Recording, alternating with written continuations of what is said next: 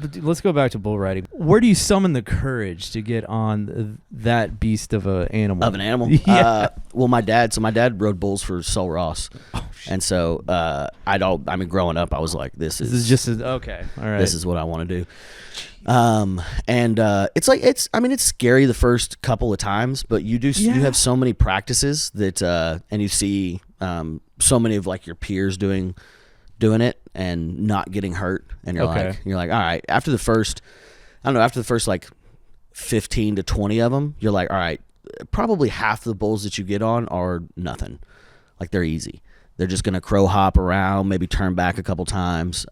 It's just like every once in a while you sit down on one. And like when you grab I don't know, the reference is like if you grab one of your friends, like to give them a hug, and you're like, all right, that's just a regular guy. That's a regular guy. And then maybe you grab like a wrestler or a jiu-jitsu guy, and they just like put their hands around you, and you just like touch them on the shoulder or something, and you're like, that's a beast. Like there's something about this. There's like an energy to this guy that's crazy. Same thing with a bull. Okay. You'll sit down on top of him, and you go, oh, this one's going to fuck me up. And then you start getting nervous. But other than that, it's like the adrenaline is worth it. It's fun until it's not. Hello everybody, welcome back to another episode of Pints and Professionals. We are doing it with garage control doors open because it's such a beautiful day in Austin, Texas. How could we not? Today's podcast, we have the very sweet and sincere Dean Stanfield. Dean's car is in the shop, so he took an Uber all the way from downtown to South Austin just to do this podcast, and I can't thank him more than enough. He's a wild dude. He lives a very interesting life, and he's a great comic. And without further ado, here's Dean Stanfield. And those boys, like, opt to not use it. Right. So okay. So sometimes we just got to sit in a 140-degree car all day long. How did you get into this line of work? So I started in motorsports like 3 years ago. Okay. Working for Porsche, transporting, like driving the 18-wheeler with the cars. And then I knew that I wanted to do something in motorsports. Yeah. Until comedy like took off, and so I found this one by going out to the ranch during one of their sprints that just like this last weekend. Yeah. And I went out there and they were like, "Hey, you have a good personality. It seems like you're an interesting guy. So if you ever want to come out and do some work, if you're interested in instructing, let us know." And I was out there the next day. Did you grow up around cars? I did. Yeah. So my stepdad is a big motorsports guy. He's an engineer for a couple different companies, and so grew up around it. And then loved racing, followed NASCAR since I was young, and on and off. And then started working with Porsche. It was my first like experience in like full motorsports. Okay. Right on, dude. That's, wow, fascinating. See, I kind of knew you were into cars. At least Joe vaguely mentioned it, but holy shit. Yeah. It's pretty impressive. Thanks. It's fun. And it's easy to get into. There's so much like, it's just like anything else. Just go, show up, and, sometimes you got to like act like you know what you're doing a little bit. Fake it till you make it. Fake it till you make it. Yeah. You're also, you're not a big fan of the T-sips. No, I'm not, dude. I am sure freaking not. I think that's one of the most, that's the first sign that I knew I liked you. Because me, not so well, as well. I just went to Texas State. Okay. And we would go to Austin to party with some of our friends. And every UT party we walked into, I just never felt comfortable. I didn't feel welcomed. They're dickheads. They are. They can be. Okay, yeah, they are. Yeah. And then we would go to A&M. We had some friends up there. Everyone was so welcoming. They were like, "Hey, you got a case of beer? Come on in. Yeah, have a good time." And they were so friendly. And then what kind of solidified my view or opinion on these UT students was one of my buddies. He's in Ohio State. He's a Buckeye. Yeah. He was trying to find a party off of Guadalupe. Uh-huh. And he asked a group of UT boys, and they were just dickheads to him, and they wanted to pick a fight with him. Yeah. And this is where his nickname, Iron Fist Lundquist, I believe Iron Fist Lundquist was born. Yeah. So he just he popped one of the dudes in the mouth and he fell down, and then all of a sudden ran a 4.240 right out of there because you don't want way to handle a T-sip. Exactly. So yeah, do you know where the story behind T-sip comes from? They were protesting the war, right, or something like that. Yeah. So I mean, the Texas A&M had to shut down for this is during World War II because so many of the young men went out. Instead of waiting for the draft, they went and signed up to fight for their country. Yeah. And TU stayed up, and they stayed open that season, and with enough players to even play football that season. And so and then they made like a big deal about like A&M shutting down. Like they were like, well, you guys couldn't even send anybody out here to play the game. Yeah. And they were like, no, we're fighting for our country while y'all were sitting up and putting your feet up and sipping tea. I started calling them T-sips. T-sips. Okay. Yeah. That's a good story. So you actually went to College Station? No, well, I mean, I went to College Station a lot. They wouldn't let me didn't graduate in. from there? No. So I almost everybody in my family did. But I went to start building power lines right out of high school. And I wish I would have. I want to go back. My plan was to make enough money in comedy where I could afford education. An education. What'd you get out of there? Huh? If you were to go to Texas A&M, what would you get? I'd probably get a English degree. Okay. Something because I'm interested in writing, and hopefully one day I can take off a year or two, maybe not fully from comedy, but enough to go grab my get my ring. Sure. Associates at least. My wife is also an Aggie, and oh really? Yeah, that explains a lot about her personality, and that I don't know, she just likes to work hard. Yeah. And she's a wound care nurse, and a wound care nurse. So like wound some care. of the most gnarly things you could think about that like wounds that appear on a human body. Yeah. She goes in there to repair it, and she's literally seeing shit every single day. Wow. It's pretty and impressive. She works here in Austin? Yep. Right down the road, St. D's. Nice. And anytime I have a bad day, I just think about her. I'm like, oh, she's knee deep in someone's poop, and here I am complaining about a video that I can't put together from artistic block. So when did you decide to try to get into comedy? I decided in 2018. I was my grandpa had passed away, and I was just going through like some just like life crisis stuff. And one thing I'd always wanted to do was to do comedy, but I didn't know how to do it. And then I just like listened to everybody that was like, you have to get a job, you gotta get a wife and family, and I was like, I kind of listened to that, and I was like, I mean, this is what you're supposed to do with your life. And then I was like, 26, 27, and I was like, I mean, I've done it for 5 or 6 years now, and it just doesn't feel right. And I was like, before I'm too old, I want to at least try it. And then tried it and was like very fulfilled by it almost immediately. So I was like, well, fuck it, this is it. What was it about it that made you fulfilled? Man, going up there and making people laugh, and the artistic, like, I wouldn't say like, I don't know if pleasure is the right word, but like the reward of creating something.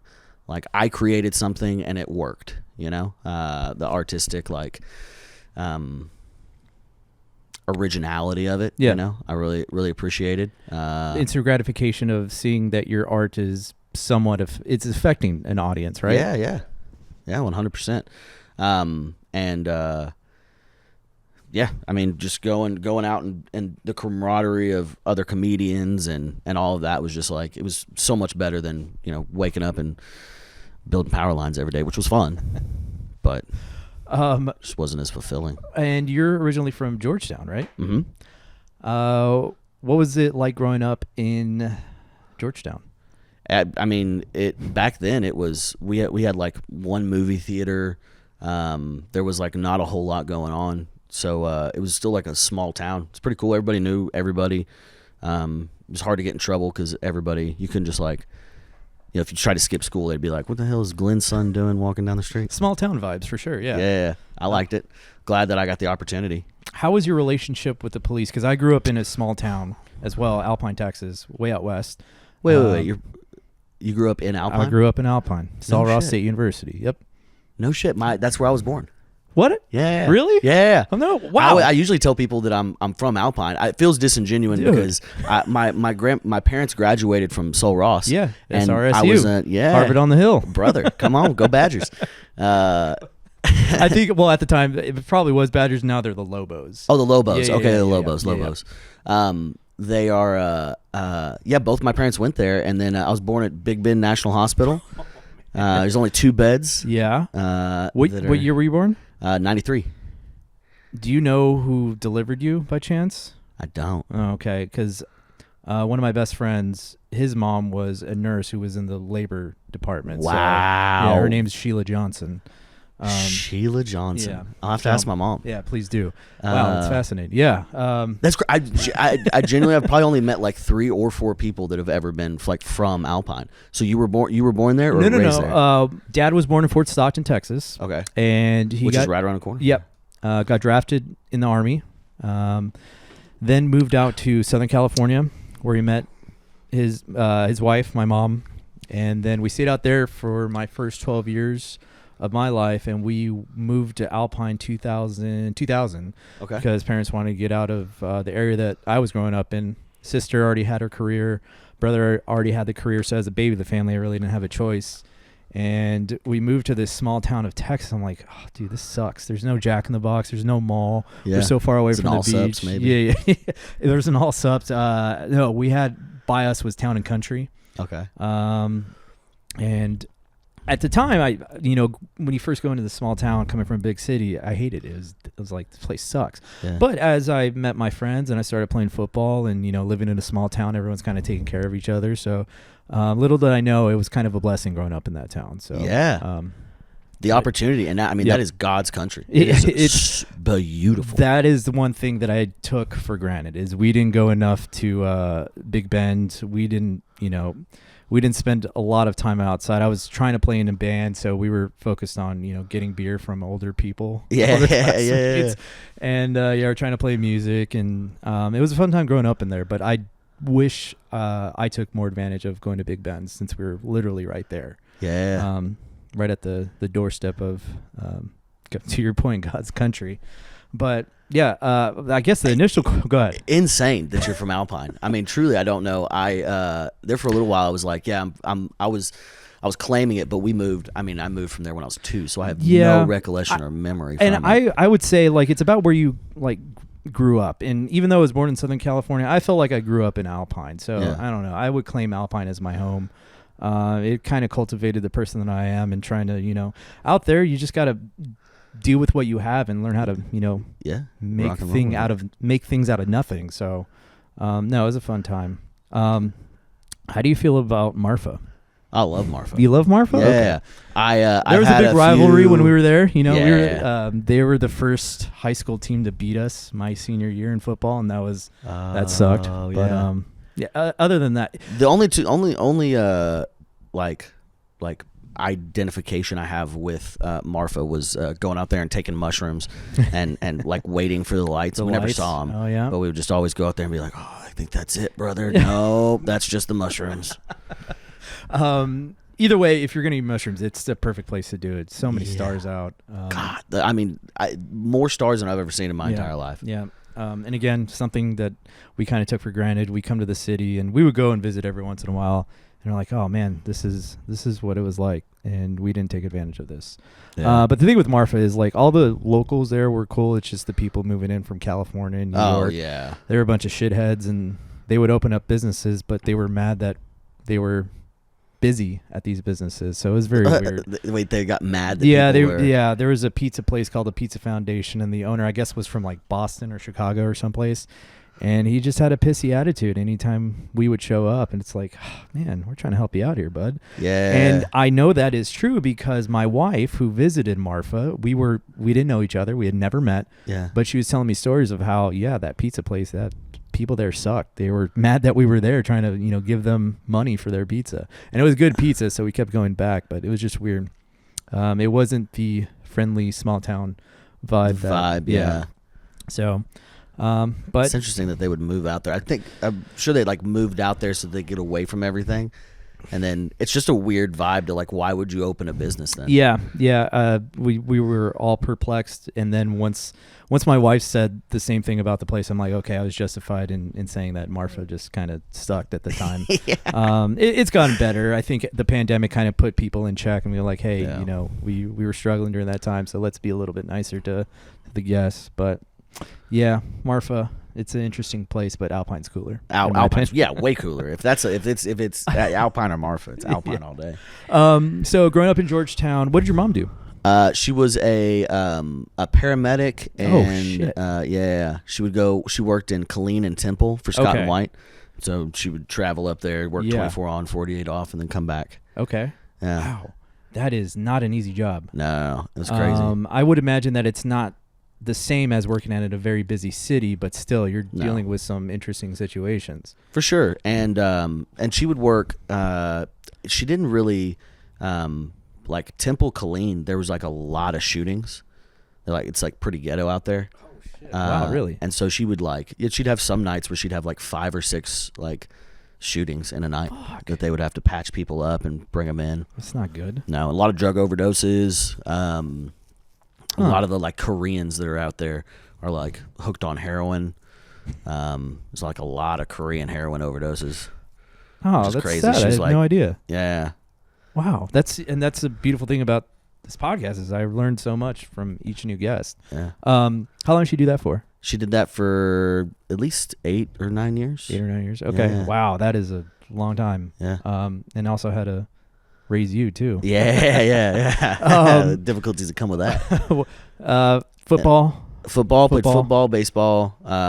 There for Georgetown. I left when I was a sophomore. Okay. And then moved in with my grandparents in Los Fresnos. Okay. Where's that? Which is down by South Padre. Okay. Down by the tip of Texas. Did you know what you wanted to do outside of high school, or? No. I knew. I had my dad was a farrier. Okay. He shoes horses, and my grandpa was a veterinarian, and so I kind of there for a little while. I wanted to work with horses or somewhere in, like maybe training cutting horses or maybe potentially shoeing, but really had no idea. Comedy was like there was a few times because I was always joking and messing around and just like general. No way. I don't believe big problem. And then so it was I always wanted to do something in that like space. Yeah. Just didn't know what that looked like. And then just kind of like bouncing around and figured I would do something in construction or construction or horses. Real blue collar type job. Yeah. So you graduate high school. What was the next move? So I had like aspirations of a rodeo career. I was doing bull riding and saddle bronc, and was like I thought I wanted to do PRCA and did like a bunch of ranch rodeos and some like PRCA sanctioned things for the first like year out of high school. And then I was dating a girl whose father was a lineman, and he was like, "Hey, you should like this is I don't think this is going to go anywhere for you, and if you're dating my daughter, you need to be doing something like, that's going to better yourself." And so he got me a job interview. Oh, that's nice. Yeah, it was great. So he got me a job interview, and I was like, "All right, I'll go do the job interview to like please him and her." And then, and I also needed some money. Sure, that's a thing. And I was like, I'll do this and rodeo at the same time. And then as soon as I got that job, I was like, they were giving me, starting out at like $25 an hour. It's pretty good. It's great. Yeah. And then stopped doing rodeo and just did that for the next 6 years. Let's go back to bull riding. What? Yeah. Where do you summon the courage to get on that beast of an animal? Of an animal? Yeah. Well, my dad rode bulls for Sol Ross. Oh, And so growing up, I was like, this is just okay. All right. This is what I want to do. It's scary the first couple of times, but you have so many practices that, and you see, so many of like your peers doing it and not getting hurt. And you're like, all right, after the first like 15 to 20 of them, you're like, all right, probably half the bulls that you get on are nothing. Like they're easy. They're just going to crow hop around, maybe turn back a couple times. It's just like every once in a while you sit down on one, and you know, like when you grab I don't know, the reference is like if you grab one of your friends, like to give them a hug, and you're like, all right, that's just a regular guy. That's a regular guy. And then maybe you grab like a wrestler or a jiu-jitsu guy, and they just like put their hands around you, or you just like touch them on the shoulder or something, and you're like, that's a beast. Like there's something about this. There's like an energy to this guy that's crazy. Same thing with a bull. Okay. You'll sit down on top of him, and you go, oh, this one's going to fuck me up. And then you start getting nervous. But other than that, it's like the adrenaline is worth it. It's fun until it's not. You know, so I find it hard to believe that you would ever get nervous going up on stage if you're coming from a background of riding bulls. Yeah, no, it's like it's a completely different thing. Yeah. You know, it's I still get nervous, but it's not like a debilitating nervous. It's like a build you up nervous. Okay, it's like, oh, this is gonna be fun. We're gonna have a good time. Or if I'm in a good mood, or I got a lot of sleep, it's just those nights where, maybe I stayed out drinking too much the night before, or I'm just depressed for whatever reason. Sure. And then I'm like, now I have to go on there and act like I'm not depressed, and then I'm like, okay, I feel like I'm gonna be disingenuine to the audience, and like this is gonna suck. Okay. Going back to the lineman thing, so how long did you do that for? 6 years. And that was down South Texas? Yeah. So McAllen, and Kennedy, Texas. Okay. What was after that? After that, I came to shortly to Georgetown for 2 years. Okay. Built power lines for the city, and then in what would it have been, January of 2020, I quit to do comedy. Okay. And went on like a little USO run. Okay. And I thought like, oh, maybe this is this. I mean, it was the launch to my career, but I was like, I'll be able to make money on this. What was the comedy scene like that in 2020? Here in Austin, it was like 5 or 6 like solid bar shows, probably 10 open mics, and then 2 comedy clubs. The Velveeta Room, like 1.5, Cap City, and then Velveeta Room. Got it. So it was like close to nothing. Yeah. And that you didn't want to move to New York or LA? The thought was there, for sure. Yeah. I was like, maybe I'll do like a year or 2 in Austin, get my feet on the ground, get decent, and then move. But then, Rogan moved here in 21, and it was like, I don't have to. Everything just took off. I got so lucky. The entire landscape of comedy, at least for Austin. Yeah. It's huge. So you would say the comedy mothership coming here was a good thing. Yeah, 100%. Yeah, bringing all the, not only just the talent that it brought, and it made everybody have to you had to get better. Yeah. Or get out. Right. And even at that, I've thought about a few times going to LA or New York. Yeah. Still. Okay. I'm sure you do quite well out there. That's the thing. It'd be different, if I could. It's just the money, I'd be taking a huge risk if I can save up like maybe 10 to 12 grand. Yeah. And then have like 3 or 4 months of money backed up to where I can, afford rent. Sure. During that time, what was it like going on tour? The first time you.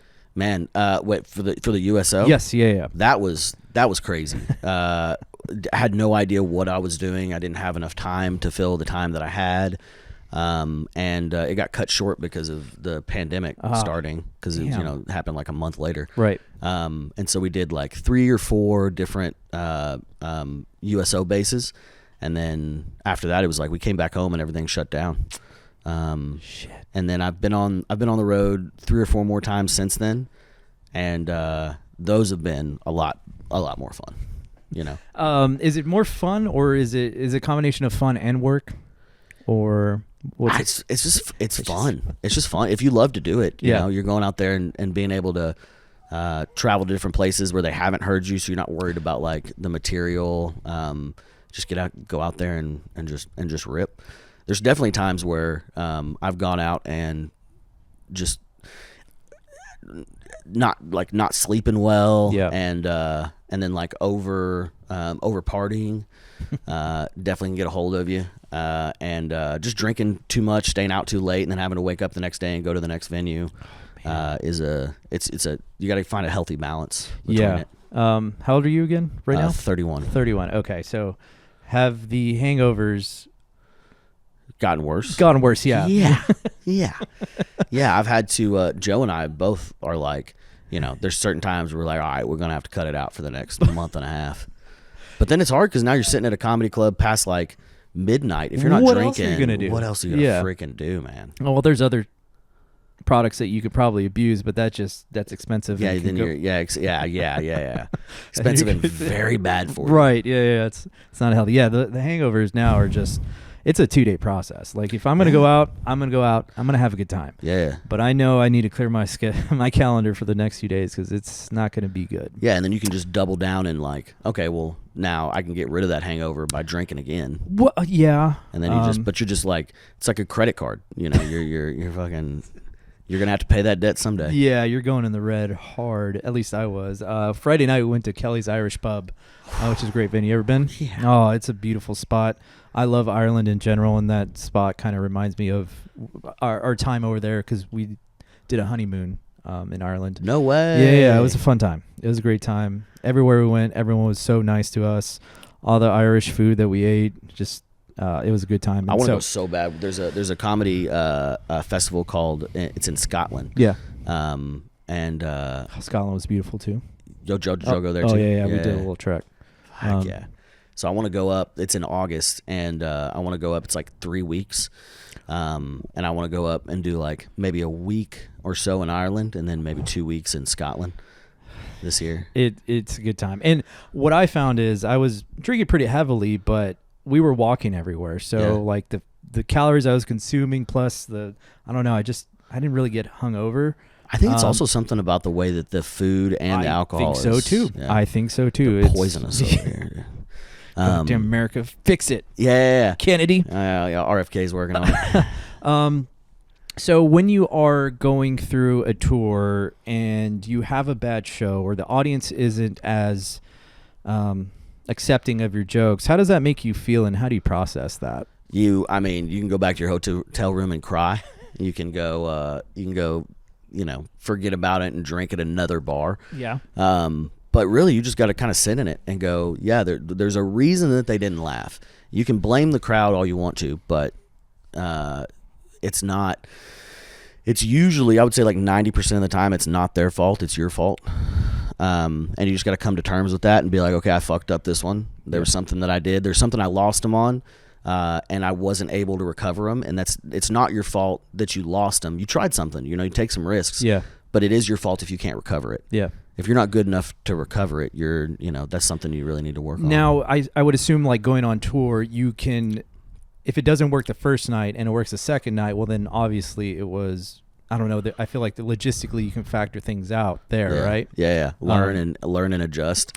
And like I said, usually it's because of your attitude or, your timing or just something you said that you didn't think about. Like a lot of comics, they're practicing all their stuff in Austin and staying in Austin. Yeah. And it's like, people in Austin are going to laugh about certain stuff that people in Philadelphia aren't even going to frickin' know. Right.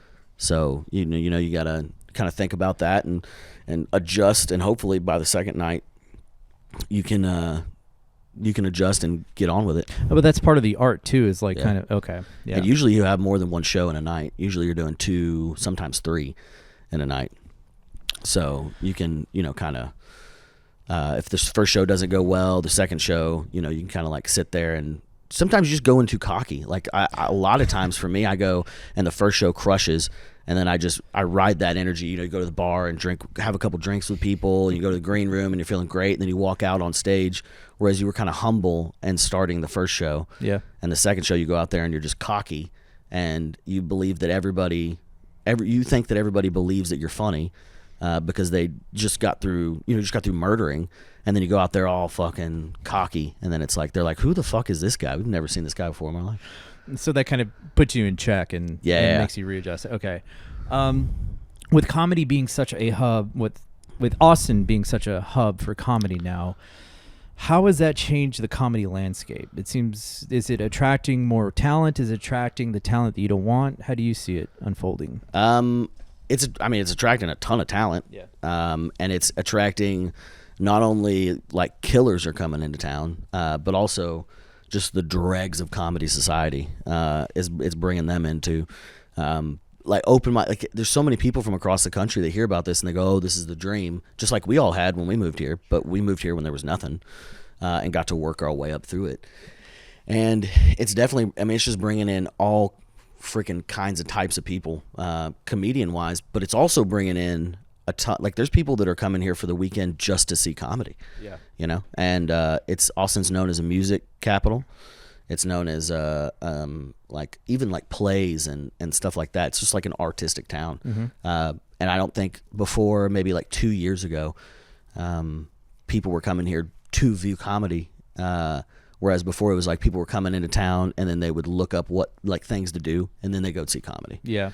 So it's like our shows are being sold out. East Austin Comedy Club is like a tiny little venue that's on the outskirts of town, and it gets sold out every Friday, Saturday, and sometimes Sundays. And it's awesome too because they do shows at like 6 in the afternoon, or 6 at night for those who are want to catch an early show. And I tell my friends with kids, hey, go check out that show because you can get in, get a good laugh, and then you get a babysitter and be home by 9. Yeah, and also I think something that's crazy that's happened in the past just in the past few months is women are starting to come out to comedy shows, which would never happen. Like, really? Like sometimes like bachelorette parties would go, sure. But like, or most of the time it was like men bringing their girlfriends out or their wives out and having to like drag them out of the house to come see a comedy show. Now, like women are just coming with their friends. They'll all get together and go, hey, we're gonna go see a comedy show tonight, which is wild. Is comedy a tip? Well, this is kind of a stupid question, but I guess comedy is a male-dominated industry as well as an audience. As well as an audience, yeah. It's just a viewpoint of like women don't. If they're going to spend their night doing something, they don't want to go listen to a man talk to other men. But it's made us change. It's made us change our comedy. You know? I was going to say, I feel like I know one of my favorite comics is McCusker, and he has a lot of bits about his wife, and part of the reason why I love him is because he's kind of guiding us men who are married. Yeah. Like he's talking about all the stuff that goes on in a marriage and how he's processing it, and we as men feel like, oh yeah, we're going through the same shit, like finally there's a guy who's talking with us. So that, and not just saying like, oh, my dumb wife. Exactly. My stupid bitch wife is hassling me for whatever. And it's fun to hear the intricacies of marriage coming from that person. And I was at his show Tuesday night, and it was a great lineup. And the cool thing about it was like it didn't sell out. Yeah. So I was a day late to getting tickets, and I went there. I'm like, what the hell's going on? This is a big comedy. He's associated with some big people. One of his best friends is, a big comic. Surely he'll make an appearance. And he did make an appearance. And I was talking to one of the person I was sitting next to. He was like, yeah, I just came into town for a conference and thought I'd catch a show. I'm like, dude, you're probably going to get a big surprise with, this show. And of course Shane came out, and it was a fucking awesome time. And it was shocking to see that a show like that hadn't sold out. But I guess on any given night you can. And he canceled his one this week. He did, yeah. I was thinking about going to that second one too, but why did he cancel, Dean? Brother, I have no idea. Maybe I don't know. I have no idea. It's crazy that you can be that big and still people are like, I mean, it's a Tuesday, so it's like you never know. Right, but shit. But then Ari Mahdi, took over the night, and then I think it's sold out. Yeah, it's like because anytime I try to get Mothership tickets, it's always sold out. That's why I like going to other clubs because they're not sold out, but yet you're still getting the same level of talent. There's still those same comics that are there or over here. Yeah, and I think that's trickle down effect. Yeah, that's a really good thing. Oh, that's my neighbor. Hell yeah. Doing yard work. I think we should be fine as far as audio wise. But yeah, I'm really glad you decided to do this podcast with the garage door open because it's been pretty shitty weather for the past week or so. Beautiful day. Squirrels are running around. How have you noticed how Austin weather has changed over the past because you've been here longer than I have? 5 years. And then I lived, 45 minutes from here for a long time. Yeah. It's definitely the summers are. It seems like the summers are getting a little hotter. I don't feel that way. But no, I think it's always going to be hot. Definitely always going to, but by like a degrees or two. I just don't. I don't ever remember it being like this consistently rainy during the winters. Yeah. As it has been this last year or the year before. But other than that, I mean, yeah, it's always going to be hot. Yeah. And you just got to. The problem I think people complain about when they move down here is that they're getting their AC. And then they go out into the heat, and then they get back in their AC. You just got to get in it, and you got to keep your house temp high. Yep. So that you're not sleep. Because if you sleep in people I had an ex-girlfriend that would love to just sleep in 70 degree or 60, 65 to 75 degree. Kept it that way in the house when it's 110 outside. And I'm like, yeah, you sleep in that, and your body gets regulated to that cold, and you go out, 105 is going to feel like you're melting when you just got out of a 70 degree. It's I can't do the math there, but that's a 40 degree difference. Yeah, you're right. When I was at Texas State, I had a 97 Honda Civic handed down to me from my sister. And of course the AC went out when I had to take classes at ACC because I was a bad boy during Texas State. I was going to classes. Yeah. So that whole summer I was so classes were in the morning. I roll up here and it'd be fine. Then in the afternoon, I'd have to roll the windows down because it was unbearably hot. Yeah. Pop the top off my shirt and just roll down 35 back to San Marcos. And I was like, you know what? This is all right. It ain't bad. It ain't bad. It's just you're not getting that going out and just being hit over the head with it.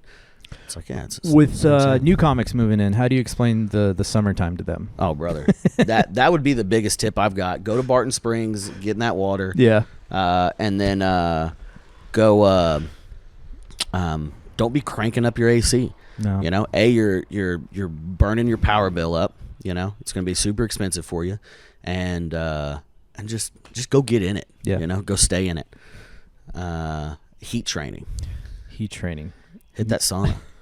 Not all of us can be in a rally car with 100. Yeah. So you got to find other ways to do it.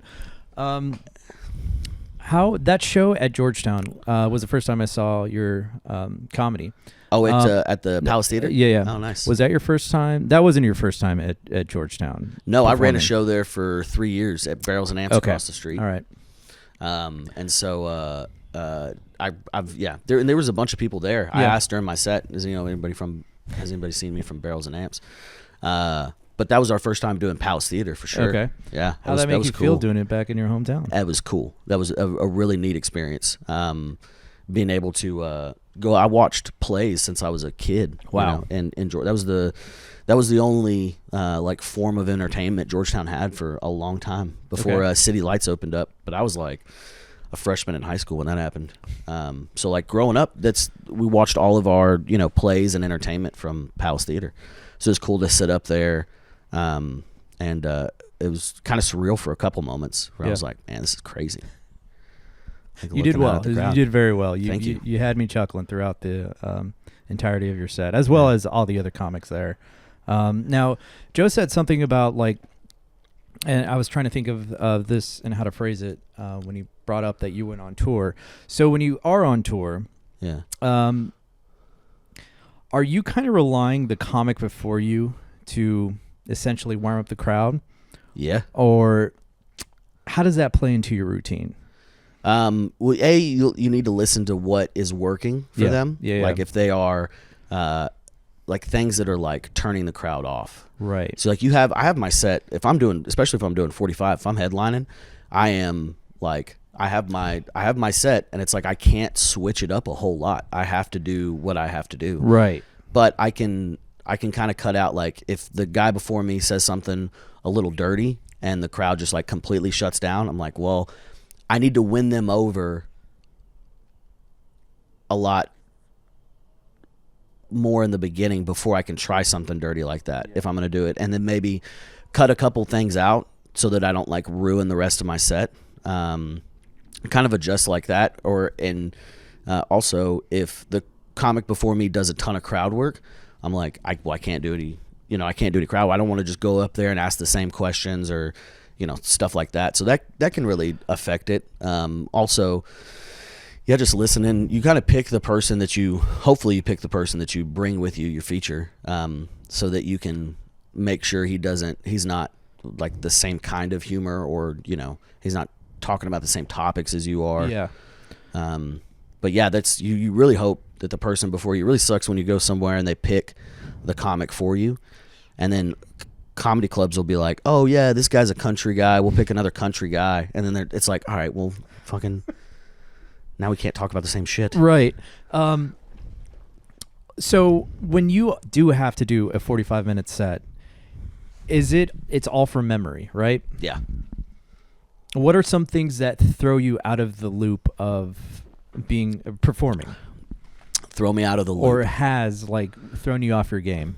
Like there's external stuff, like what's going on, like yeah. Girlfriend's giving you shit, or you like there was for the past like 2.5 years I've had a broken car. The Subaru? The Subi, or the before that was a Honda Civic Del Sol. Okay. You know about the Civics. Love me a Civic. 2012, yeah. 250,000 miles on that bad boy.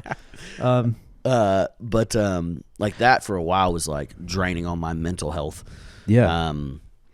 And so I think just having having the right attitude and just being like, hey, whatever happens, whatever's happening outside of this, being able to like zone in and being like, you just got to lock in and be funny. Yeah. So like I'll sit there and like do a breathing exercise and like kind of like meditation, Wim where Hof? it's just like, Wim Hof. Yes, sir. Got that from old Joe B.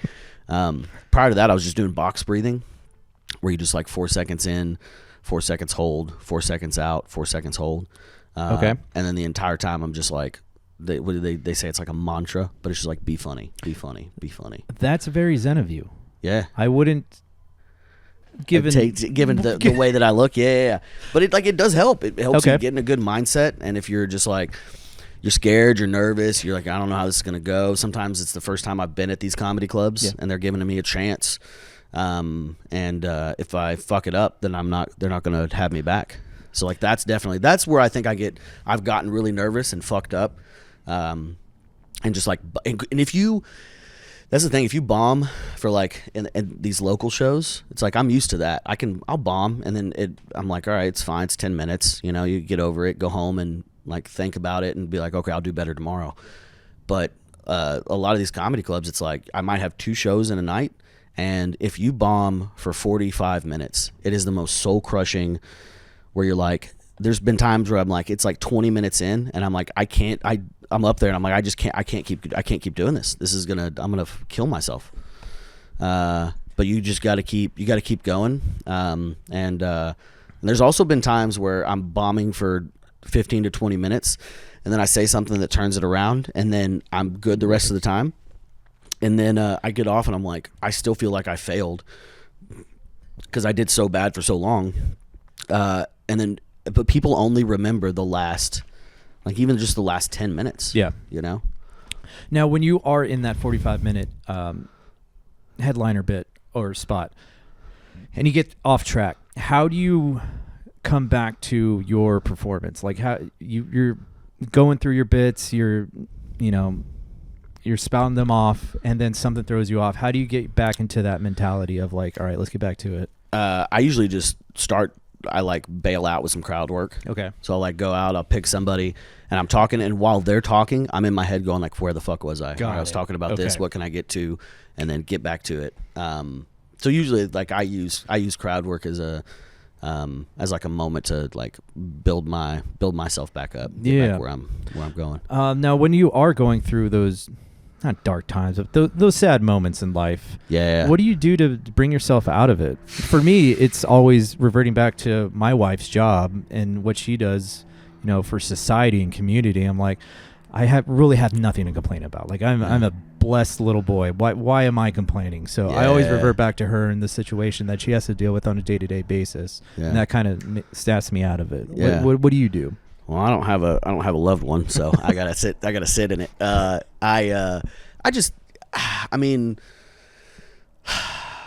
I'm anytime I start getting like real depressed, I'm a pretty happy guy. So it's I mean, for the most part, I can just be like, I mean, I get to do what I love. Why am I complaining about this? And what's the sense? Do I want to waste my life being sad? And usually I can change it around within a couple days, you know, and get back to it. Going out to the ranch helps. Anytime I'm feeling like down. You got a ranch? Well, the Rally Ranch. Oh, okay. Yeah. All right. And we have a family ranch in Paducah, which is northwest Texas, that I'll go out to usually during the winters when comedy like slows down. I'll go out there for like a week, and then just try to get back into the swing of things. Mushrooms help. Okay. You know, definitely gets when your ego gets like too built up and you're like, oh, nothing will ever go right. The mushrooms help just kind of like bring you back to a good sense. Do you know how much you're consuming when you do mushrooms? Are you doing it in chocolate form? Or are you doing like are you raw dogging it? I raw dog it. I like going a glass of orange juice and doesn't that spike it too? Yeah. Oh man. I like going anywhere between 2 and 3 grams. Okay. And then a little glass of orange juice and some sunlight. And just trying to hold on to it. I overdid it at Texas State with one of our trips that we took, and I the next day I prayed to God, and I'm like, God, I'm never ever doing that again. Yeah, it was hell. Have you ever I fucked up and like had I don't know, probably 4 or 5 times, and I hope that I don't ever do it again. But I had like some really like inspiring, like life-changing 4 to 6 gram experiences that went well. And then I've had probably like 2 or 3 that went, and when they go well, it's like I would say if it's like a scale, like on the Croc scale, if it's like here, a 3 gram experience is like halfway. Okay. A good 4 to 6 gram experience is like here, and then a bad 4 to 6 gram experience is like there. It's like it's not worth the risk to me anymore. I don't think I've had enough of them.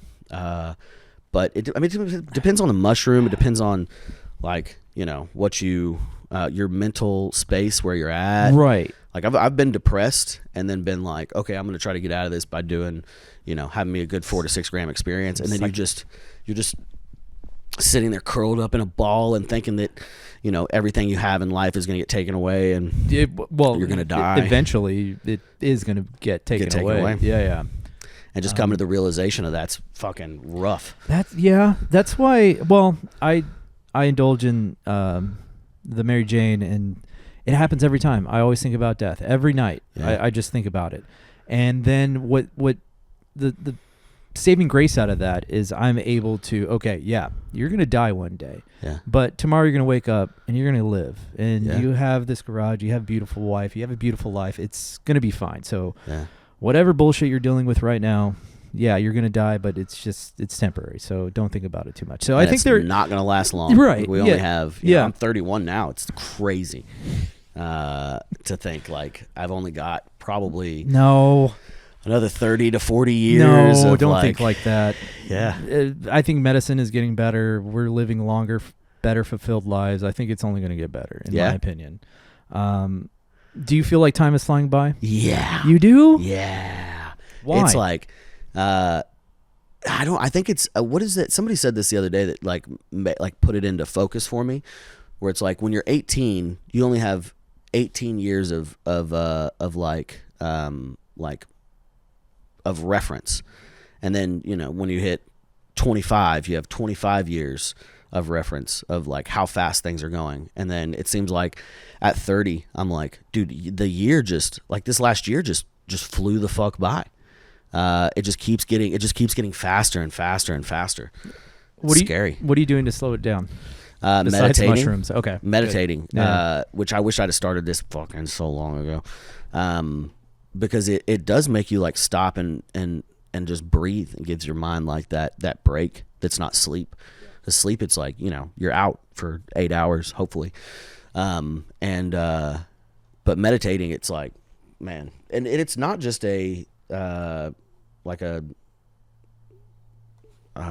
something, anybody, you can do it. It takes 10 minutes and just stop and appreciate and breathe. Iron Fist Lundquist kind of got me into meditating because he said it worked for him. But I just Iron Fist, the guy who knocked out the UT boy. Nice, yeah. He got me into it, and I was like, I tried it. I just couldn't find the routine to do it. I couldn't find the time. I just thought somebody said, if you don't have time for 20 minutes of meditation, you need an hour, because it gives you like such a good like grasp on your day, just to start with that. Yeah. And so I notice a huge change in my mental like stability when I don't wake up and do it. Okay. I think that one of the things that's helped me slow down time is just cooking more. Because we live in a very instantaneous world. Processed foods. I'm gonna take this video and it'll be up tonight, and it'll be that fast. We have Amazon, we have Uber Eats, we have DoorDash, we have all this shit that we get instant gratification. Yeah. But when you want to cook a decent meal, it takes time. Yeah. You got to chop everything up. You got to look up how to cook things. And so I found that has slowed down time significantly for me to a point where I'm like, it's really not going by that fast. Because last year I do realize like, that kind of blew by. But ever since I started cooking back in, I think towards the end of January, I'm like, I don't know. I found a way to slow down time in a way. Yeah. At least it makes me appreciate the food that I cook now instead of just going to Taco Bell, which I love. It's the best. What's your go-to order, Taco Bell? The double chalupa with an upgrade to the Doritos Locos Supreme. Yeah. And a Baja Blast. Baja Blast. I'm a cheese gordita guy. Okay. Cheese gordita and a soft taco.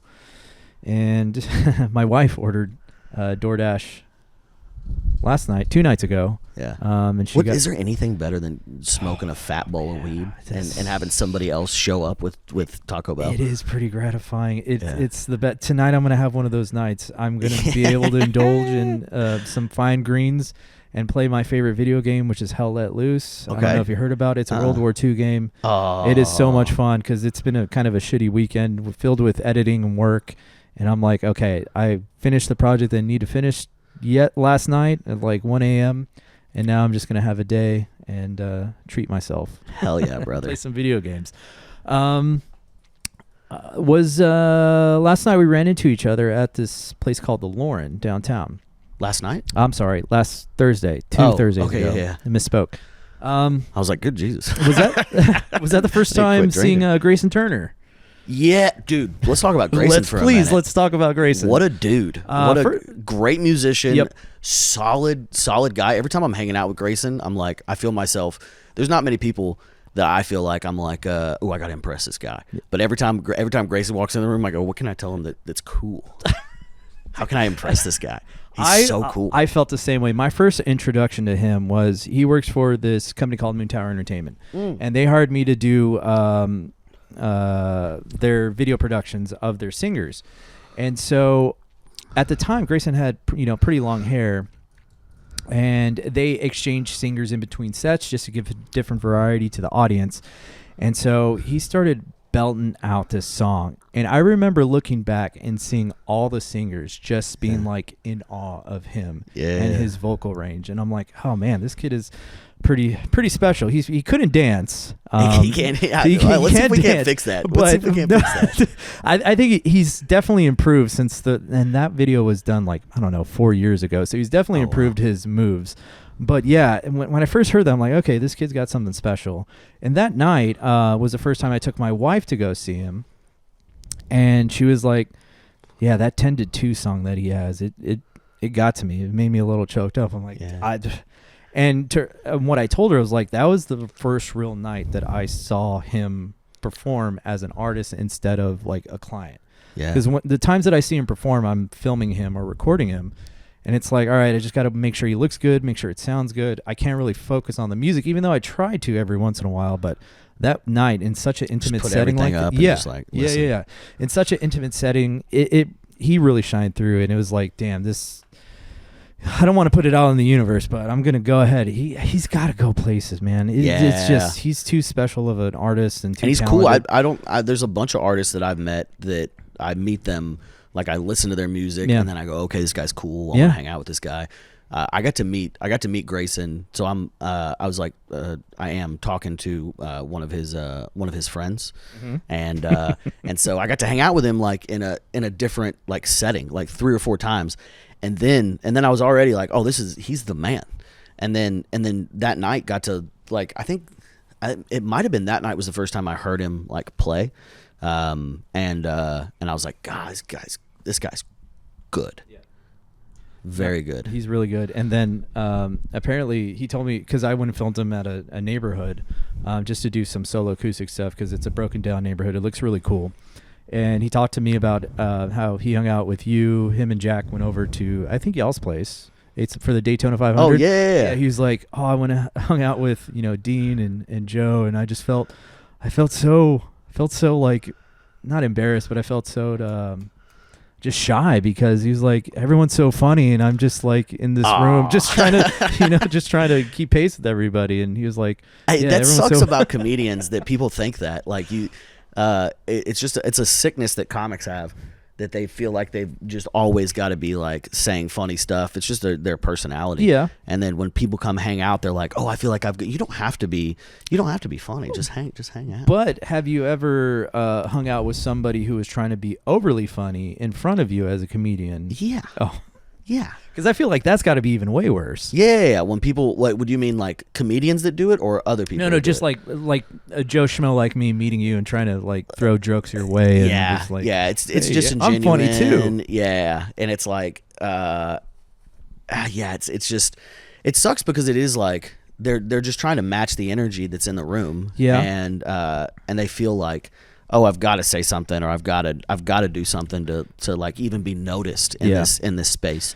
And it's like, you don't, man. And you don't, just hang out. Just be a human. Just enjoy the vibes.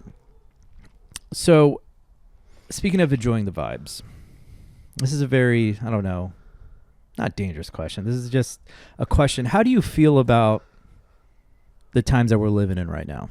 Ooh, scary, dude. Scary. You think it's scary? No, I don't think. I think it's totally fine. I think it's always been how it is. Nothing. Everybody's worried about like, what the current like president's gonna do and how he's gonna shape like the future. And it's like, I don't know. I feel like not much changed the last time, really, even though we were going through like an insane like shutdown and all this bullshit. I don't know. There's nothing. There is stuff that I can do to help affect it and change it. Kind of, maybe, probably not. But it's I think yes, yeah. From your perspective, from your point and your reach and your audience, yeah.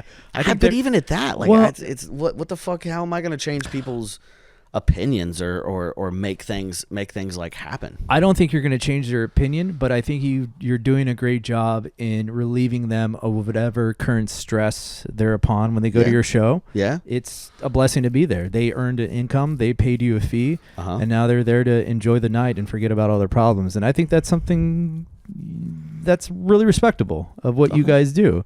So in a way, I do think you are doing your part to help alleviate all the current situations that are thrown in our face via our phone. Yes. And I try my best to not talk about anything political, and just whatever current bullshit is going on. Cause it's like, this is a time where you can just sit down, put your phones away and just laugh about whatever the fuck's happening, you know?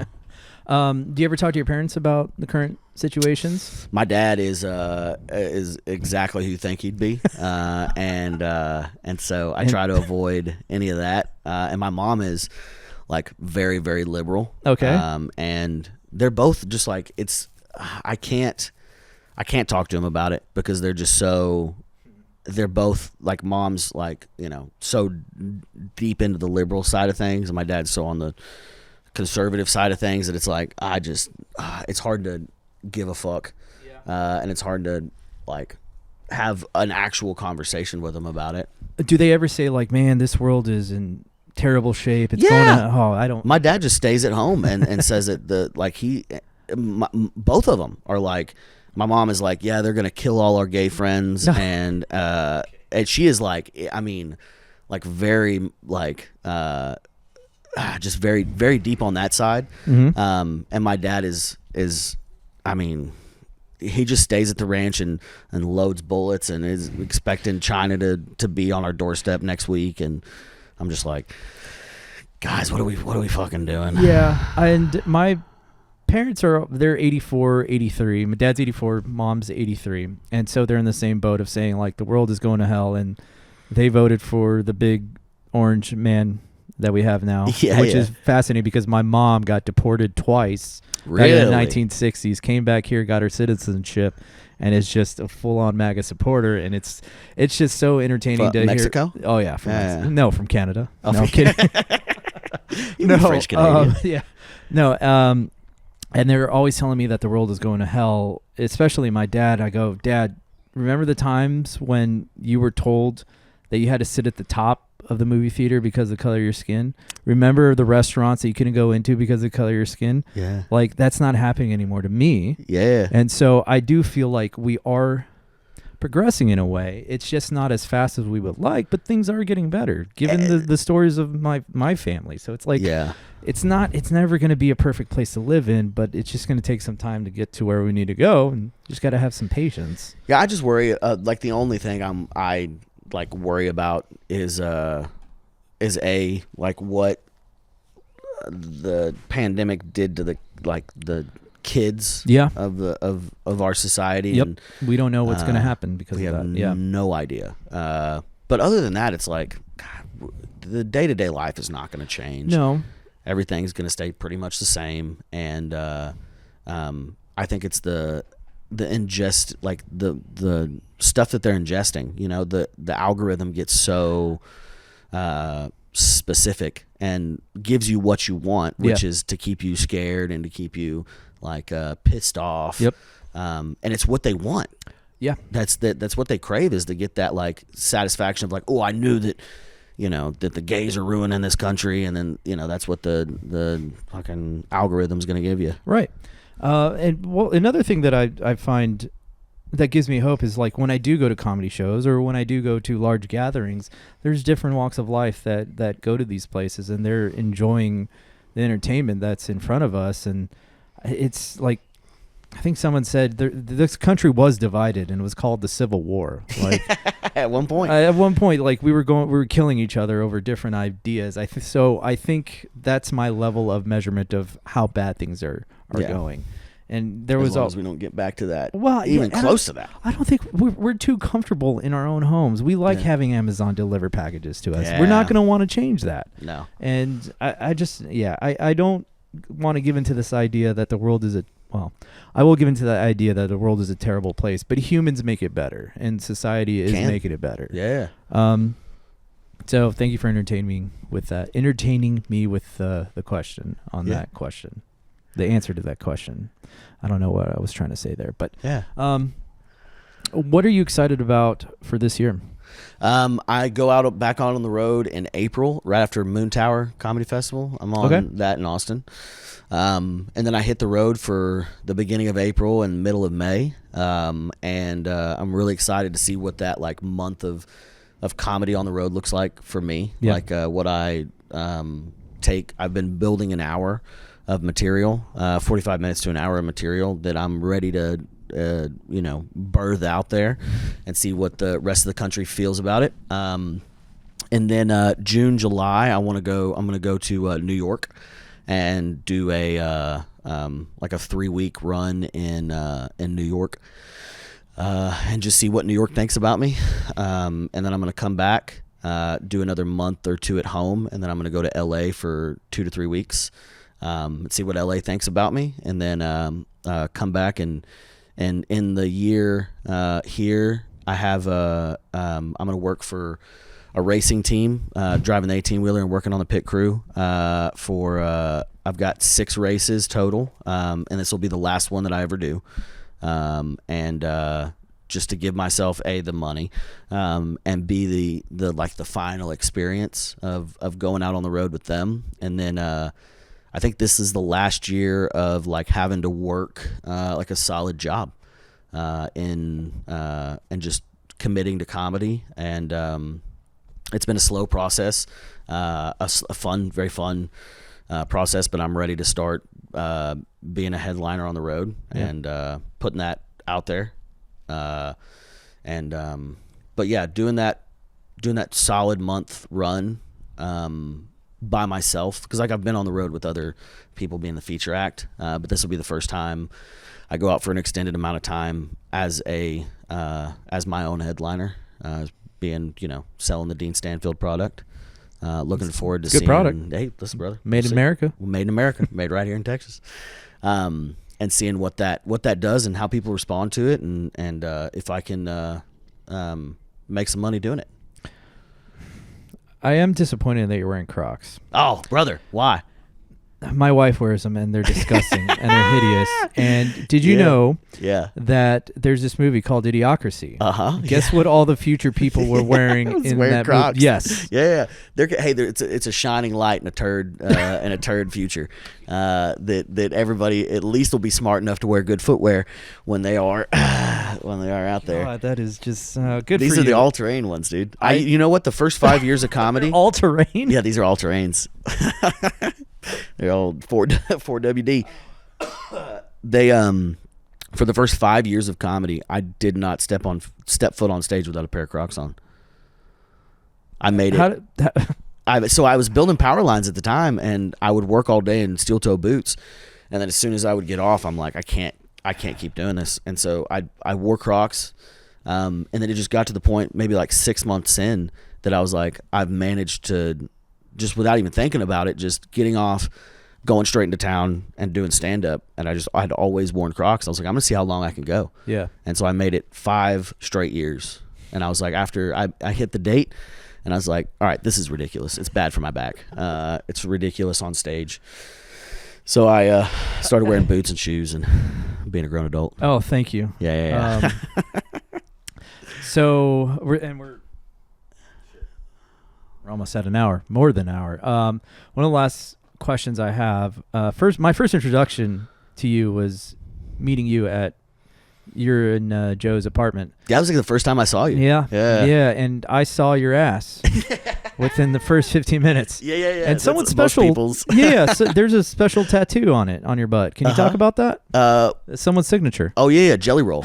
I got blackout drunk at the Beer Olympics in 2023. Okay. And I was there with where was that held? Nashville at Taylor Luan's house. Okay. And it was like, George Kittle was there, Tucker Kraft, like a ton of football players, Hardy, the boys from Midland, Cameron, Duddy, and Mark, I can't remember his last name, but anyway, the Midland boys were there, Jelly Roll, Bert Kreischer, Shane Gillis. How did you get that invite? Through Uncle Laser. Okay. Yeah. We were on the road working Zanies, and and they invited us out. That's awesome. He competed, and so they were just like, you guys can just hang out. So I was being like cool and calm, and then a couple of like the underling football players we started to hang out, get drunk, and then I blacked out probably around 8:00 at night. I got the tattoo around 5:00 in the afternoon. And had taken a shot of they just opened up this tattoo booth, and nobody was doing it. Everybody was just drinking and having a good time at the event. Okay, yeah. And so they were like, does anybody want a tattoo? Yada yada. And Taylor Luan's wife was like, hey, I want to tattoo somebody. And I was like, I'd always wanted to get in vino veritas, which is it means in wine there is truth. Okay. Tattooed on my ass for some strange reason. And it was a Doc Holliday quote. I thought it'd be really funny to have that on my ass. And it's like basic, easy letters.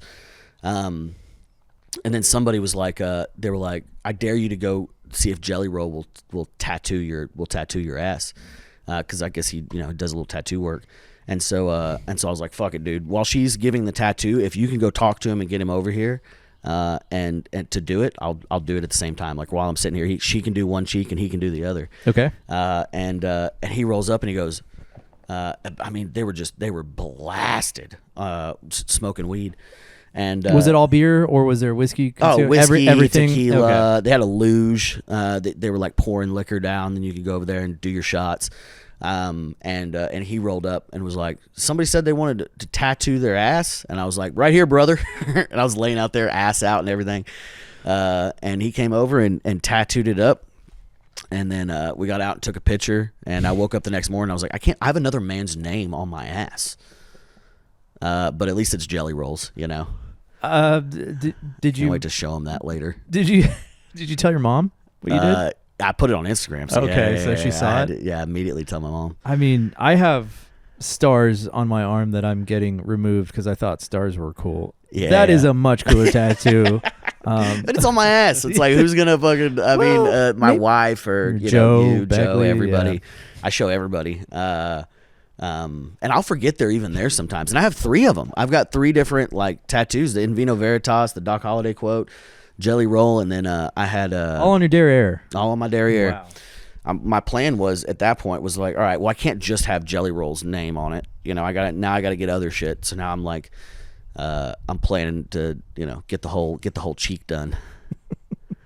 It's gonna hurt to sit, no? Afterwards, yeah, it was probably like a little tender for a day or two. But then after that, just completely forgot about it. And then I got home and did not tell the girl that I was seeing about it. For some reason I forgot, and didn't mention it. And then I was like walking to the bathroom. She's like, "What the fuck happened? Your ass is covered in tattoos now." It's like went from having none to having 3 of them. Or those weren't. Please tell me those weren't your first tattoos ever. No. Okay. No, all right. no. Okay. I got back tattoos and arm tattoos and shit from high school. After. Yeah. Well, this is coming out probably tonight. Okay. What are you doing this weekend? What shows you playing? So I'm at Cap City on Friday. Nice. East Austin on Saturday. Okay. Tonight, if you get it, and listen, I'll be at Creek and Cave. Okay. At Clocked Out Comedy. And then I think Wednesday I'm at Creek and Cave. Sweet. So Creek and Cave, and East Austin. Awesome. Come out and see the show. Yeah. Follow Dean Stanfield on Instagram if you want to know where any of that is. Not that you need any help, yeah. especially from this channel, but yeah. Yeah. Well, Dean, thank you so much for your time. Really brother. Appreciate the effort. Let's get you going back to where we need to get you. Yeah. All right, brother. Appreciate that. Art America. That was Dean. Again, I can't thank him enough for coming all the way down here. And I can't thank you enough for watching. So, thanks for the views. Thanks for the likes. And God bless.